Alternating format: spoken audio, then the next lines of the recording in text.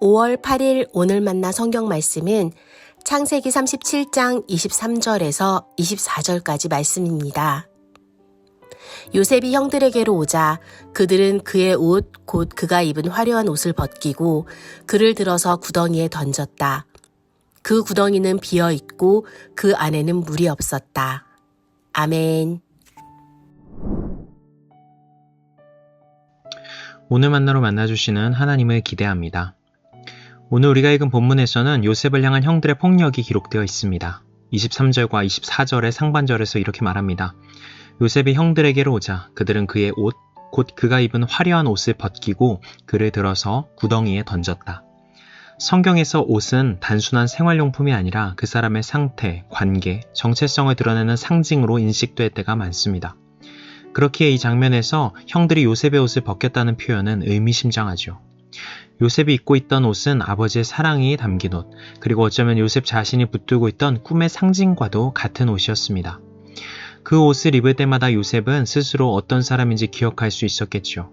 선택받은 사람, 특별한 사랑을 받는 사람, 형들의 단과 해와 달과 별들이 나에게 절을 할 만큼 존귀한 사람과 같은 정체성 말입니다. 그런데 그 옷이 무참하게 벗겨집니다. 지금까지 설명드렸듯 단순히 옷이 벗겨진 것이 아니라 요셉의 꿈, 요셉 자신이 붙들고 있던 특별한 자존감과 정체성이 송두리째 벗겨진 것이죠. 꿈의 사람, 요셉의 꿈 그 자체가 이렇게 타인들의 폭력에 의해서 강탈당하고 빼앗긴 상황을 오늘 본문에서 마주하게 되는 것입니다. 평면적으로 오늘 이 사건만을 확대해서 바라본다면 요셉의 삶에 끔찍한 불행이 닥친 것으로만 이해될 수 있습니다. 하지만 입체적으로 요셉의 삶 전체의 궤적을 생각해 본다면 오늘의 사건은 다르게 해석됩니다. 하나님은 왜 요셉의 옷이 그대로 벗겨지게 두셨을까요? 어쩌면 하나님은 요셉의 인생에서 꿈을 빼앗으신 것이 아니라 그 꿈에 덧입혀져 있던 요셉의 해석을 걷어내고 계신 것인지도 모릅니다. 요셉은 어린 시절 특별한 꿈을 꾸게 되었지만 그 꿈을 구체적으로 살아내는 방식이 무엇인지는 전혀 알지 못했습니다. 요셉은 자신의 꿈의 핵심을 높아짐으로 이해했는지도 모르죠. 하지만 우리가 이후 요셉의 이야기를 알고 있듯이 요셉의 꿈의 핵심은 높아짐이 아니라 살려냄이었습니다. 하나님은 자신의 꿈과 요셉이 해석하는 꿈의 간극을 메우기 위해서 오늘 형들을 통해 요셉의 옷을, 요셉의 해석을 벗겨내고 계신 것이죠. 이 사건 이후에 계속해서 요셉은 자신의 고유한 자존감과 정체성 그리고 자신이 해석하는 꿈의 이야기를 잃어가는 듯 보입니다. 형들은 그런 물건처럼 취급하고 은 20냥이라는 가격을 달아 그를 넘겨버리죠. 낯선 이집트 땅에서 종살이를 하게 되고 억울한 누명을 쓰고 감옥에 갇히기도 합니다.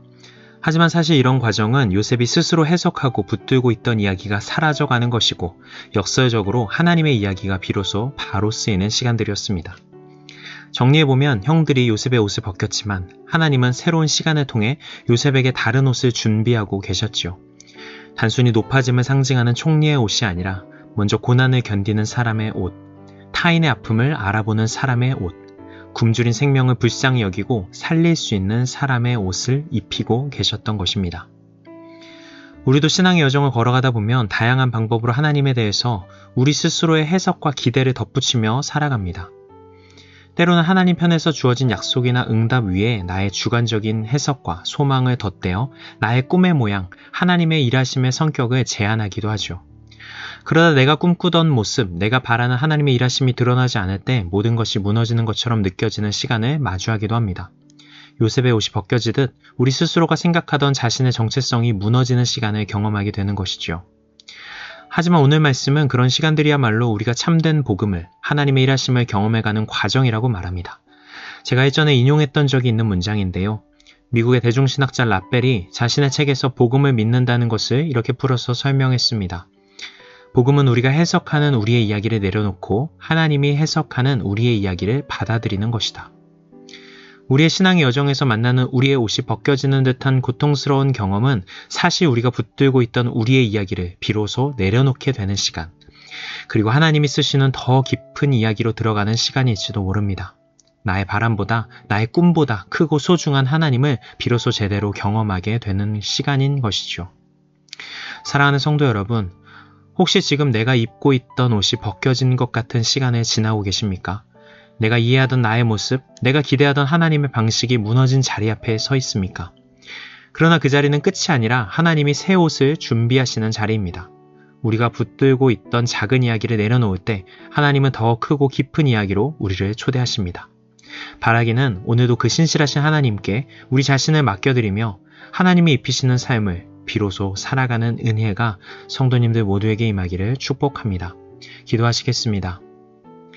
하나님, 우리가 붙들고 있던 우리의 이야기와 해석을 내려놓고 주님께서 입히시는 더 넓고 깊은 이야기 안으로 들어가기 소망합니다. 옷이 벗겨진 것 같은 시간 속에서도 우리를 향한 주님의 신실하심을 신뢰하게 하시고 고난의 자리에서 생명을 살리는 사람으로 빚어가시는 은혜를 경험하게 하옵소서. 오늘도 우리를 새롭게 입히시는 주님의 손길에 우리 삶을 맡겨드리며 예수님의 이름으로 기도드립니다. 아멘. 이제 두 가지 기도 제목으로 함께 기도합니다. 첫 번째로 오늘의 말씀에 따라 기도하겠습니다. 내가 붙들고 있던 나의 해석과 기대를 내려놓고 주님이 입히시는 더 깊은 이야기와 생명을 살리는 삶으로 나아가게 하소서.